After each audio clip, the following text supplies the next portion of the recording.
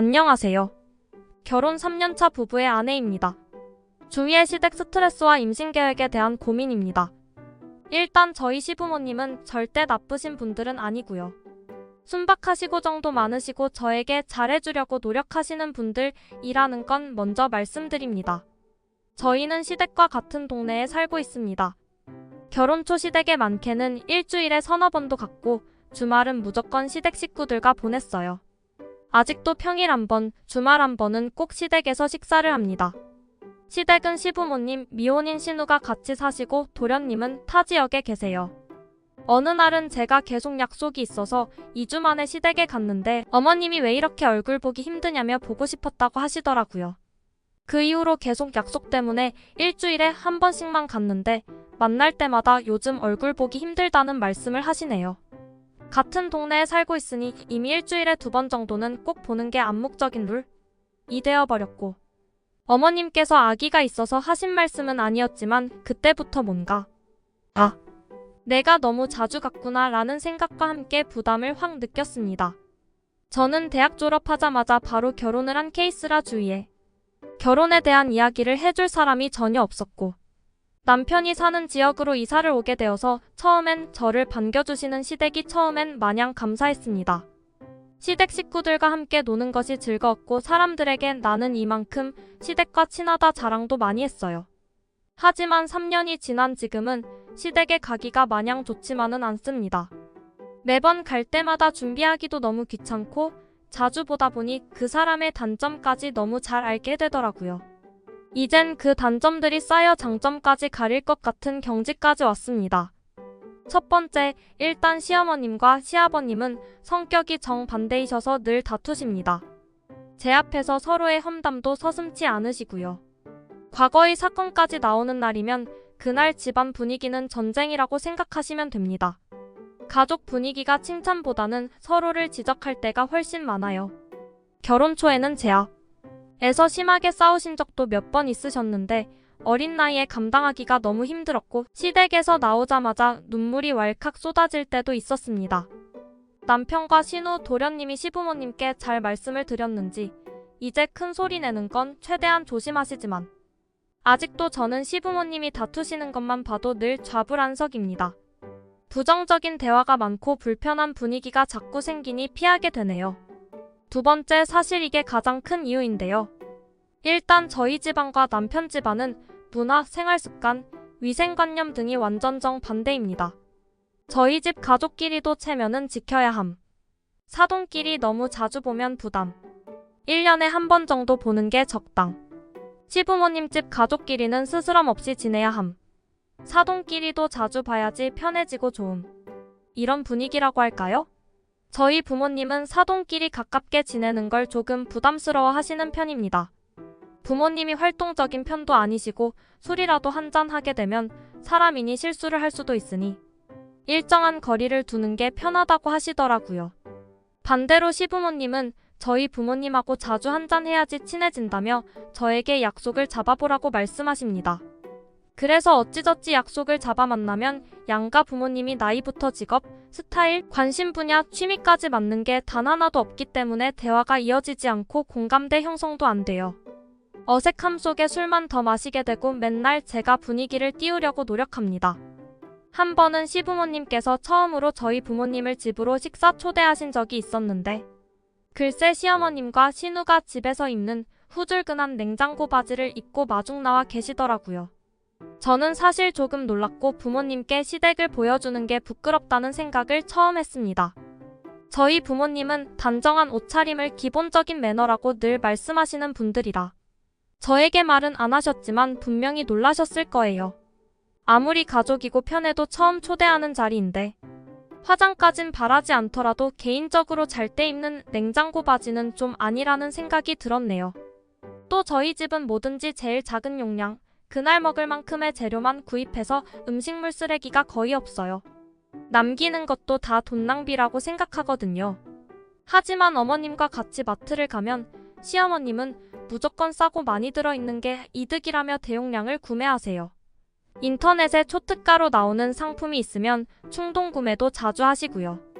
물론 저도 다 소진시키기만 하면 당연히 문제 없다고 생각해요.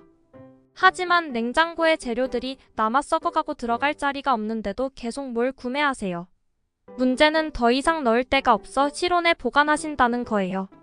심지어 생크림 케이크도 겨울엔 추워서 괜찮다며 안 쓰는 방에 보일러를 꺼두고 며칠을 실온 보관을 하시는 걸 보고 정말 충격을 받았습니다. 냉동실도 꽉 차서 냉동식품도 그냥 냉장실에 보관하세요. 큰 냉장고가 3대나 있는데 전 정말 이해할 수가 없어요. 거기까진 좋아요. 그 음식을 시댁 식구들만 드시면 되니까요. 문제는 저한테까지 그 음식을 해주시고 나중에 아이가 태어나면 아이도 그 음식을 먹게 될 거라는 것입니다. 게다가 어머님은 조미료를 식당 저리 가라 할 정도로 많이 쓰셔서 나중에 아이가 자극적인 맛에 길들여질까봐 그것도 걱정입니다. 지금 어머님 앞에서는 해주신 정성이 감사해서 맛있다 아무렇지 않은 척 하지만 사실 먹으면서는 별 생각을 다 합니다. 그냥 좀 그래요. 이젠 괜히 배탈이라도 나면 시어머님 음식 먹어서 그런가 하는 생각까지 들고요. 식사할 때 제일 힘든 건 음식 덜어먹기가 생활화되어 있지 않다는 것이에요. 저희 집은 김치든 뭐든 반찬을 그릇에다가 소량씩 덜어먹고 남은 게 있으면 다 버립니다. 어차피 사람 침 닿은 것들이니 아까워하지 않고 다 버려요. 하지만 시댁에선 큰 반찬통 턱턱 그냥 놓고 찌개, 물김치, 냉국 등 국물 있는 것들까지 그냥 다 같이 떠드시더라고요. 그걸 또 다시 냉장고에 넣었다가 다시 빼서 드시고 그러십니다. 손님들이 오시면 반찬을 접시에 덜어서 내어주시기도 하는데 어차피 손님들이 남긴 반찬들 통에 모아서 다시 냉장고 넣어두십니다. 제가 여태까진 그래 가족이니까 참자. 식당은 이것보다 더 할 거야. 생각하며 그냥 먹었습니다. 그런데 이젠 만드는 과정도 보고 하니 점점 비위 상해서 못 먹겠네요. 가족들끼리는 그렇다 쳐도 며느리 침 닿은 국물을 드시고 싶으신지 정말 궁금해요. 또 과일, 빵, 떡 등등 모든 간식을 맨손으로 드십니다. 하시댁의 손 씻기에 대해 말씀드리자면 할 말이 참 많은데요. 저희 집은 외출 후 집에 돌아오면 무조건 손부터 씻는 게 일상입니다. 아니 이건 기본 아닌가요? 남편과 결혼하고 나니 외출 후뿐만 아니라 화장실을 다녀와서도 손을 안 씻거나 물로만 씻더라고요. 제가 너무 충격을 받아서 손 좀 잘 씻으라고 했더니 그렇게 깔끔한 떨어도 병 안 걸리고 잘 컸다고 하네요. 다른 건 정말 완벽한 남편인데 위생관념은 정말 꽝입니다. 유유 저도 그리 깔끔한 성격은 아니지만 용변을 본 후와 외출 후 손 씻기는 기본 중 기본이라 고 생각하거든요. 그런데 그 이후에 시댁 식구들을 살펴보니 다 같이 외출하고 들어와도 화장실을 다녀와서도 다들 손을 잘 안 씻으시더라고요. 씻으셔도 대충 물로만 휘리릭. 근데 또 그런 손으로 간식을 드시고 제가 후다닥 포크를 가져오면 그냥 손으로 먹으면 되지 뭘 또 설거지거리를 만드냐고 하신 적이 있었네요. 과일에 대해 하나 더 이야기하자면 과일 씨와 껍질은 모두 먹고 있는 테이블 위에 그대로 놓으시고 한꺼번에 치우시거든요. 그러면 테이블에 막 과일즙하고 껍질 씨가 잔뜩인 게 너무 지저분해서 보기 싫어요. 유유.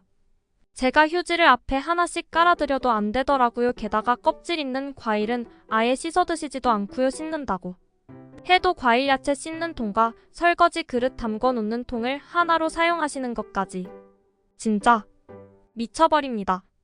한 번은 결혼하고 시부모님이 이사를 하셔서 도와드린 적이 있습니다.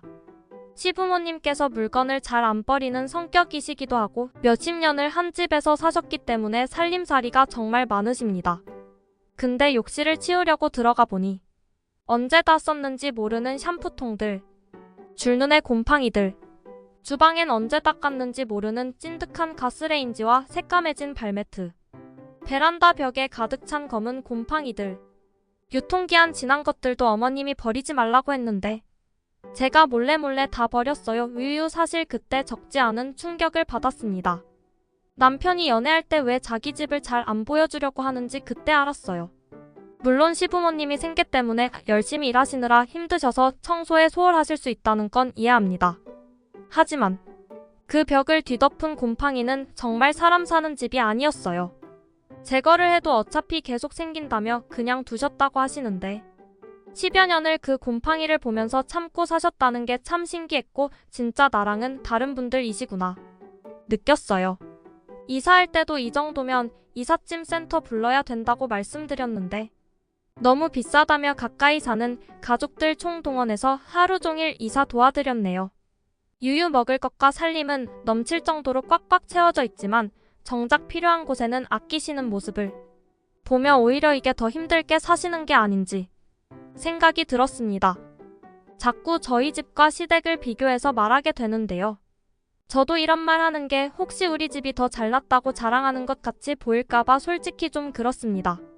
저희 집안이 아주 부자이거나 그렇다고 반짝반짝 깔끔 떨며 사는 집이 절대로 아니거든요. 지극히 평범한 집이에요. 그냥 저는 기본적인 것만 지켜주셨으면 좋겠다는 거예요. 저희 집에서는 기본이라고 생각하며 지켜왔던 것들이 이곳에서는 유난 떠는 것으로 보인다는 게 참 너무 힘듭니다. 시부모님뿐만 아니라 신우, 도련님, 외가, 친가 가족분들까지 전부 똑같으세요. 유유유. 남편은 제가 하도 이야기를 해서 지금은 깔끔해진 편이고요. 유유 남편에게는 이러한 시댁의 성격이나 위생적인 부분에 대해 이야기를 꺼내본 적이 있지만 저희 시부모님이 자식들 말을 듣는 성격도 아니시고 남편에게도 지속적으로 불만을 이야기하면 자기 부모님 험담을 하는 것처럼 들릴까봐 속으로 꾹꾹 참고 있습니다. 그러니 오히려 남편에게 이유 없이 자꾸 화를 내게 되네요. 제일 중요한 문제는 저희가 올해 임신을 계획하고 있고 맞벌이인 저희 부부를 위해 시어머님께서 아이를 봐주신다고 하신다는 것입니다. 마음은 정말 감사하지만 저는 시댁에 아이를 맡기는 상상만 해도 마음이 힘들어요. 아이에게 시부모님이 서로에게 험담하며 다투는 모습을 보여주기도 정말 부끄럽고 그런 위생 환경에 노출시키기도 싫어요. 유유 이젠 결혼하자마자 시댁과 일정 거리를 두지 않았던 제가 후회스럽다는 생각이 들기까지 하네요.